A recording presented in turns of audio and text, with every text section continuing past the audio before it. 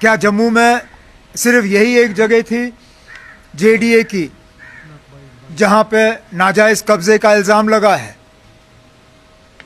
मैंने डिपार्टमेंट से अब जेडीए की पूरी लिस्ट मांगी है कि कहां कहां जेडीए की प्रॉपर्टी पे लोगों का नाजायज कब्जा है। मैं भी देखना चाहता हूं कि इस एक शख्स को इन अफसरों ने टारगेट क्यों किया।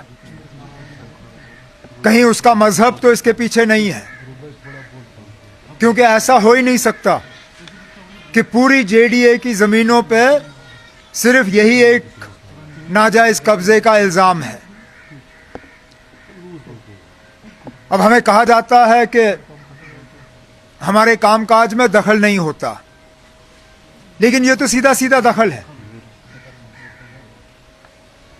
कोई मुझे दिखाए फाइल जहां पे मिनिस्टर को इन चीजों के बारे में बाखबर किया गया है, या कहीं पे हमसे मशवरा करके बुलडोजर जो है गैराज से निकला गया है।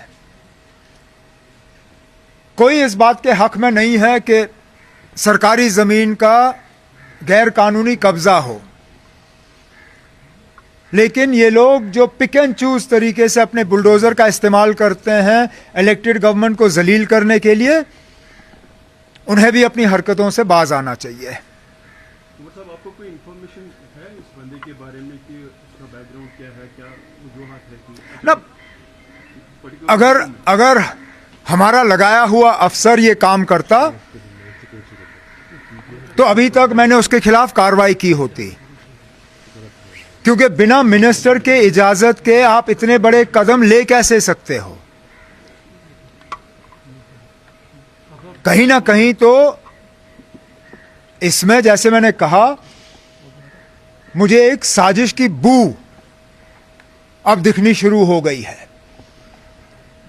क्योंकि एक बार ये होता तो मैं कहता चले ना गलती से हुआ है, दो बार होता तो मैं कहता चलिए हो सकता है कि हुआ हो, लेकिन लगातार एक के बाद एक इस तरह की चीजें, ये सिर्फ और सिर्फ इलेक्टेड गवर्नमेंट को जलील और बदनाम करने के लिए किया जा रहा है, क्योंकि वो इस इलेक्शन के नतीजों को ये लोग हजम नहीं कर पाते। अभी जम्मू में ये कंटिन्यू है कि फिर तो अप्रहेंशंस हमारे यहाँ है, because day before yesterday one incident happened in कंगन आल्सो। वही मैं कह रहा हूं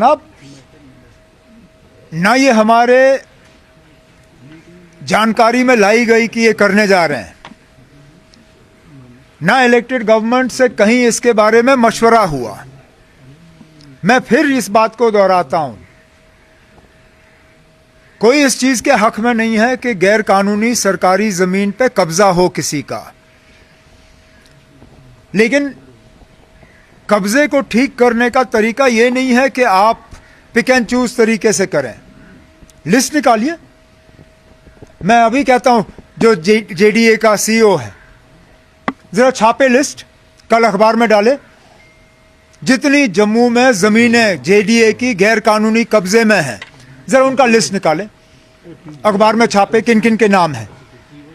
आप देखेंगे ना कौन कौन लोग इनके पीछे हैं।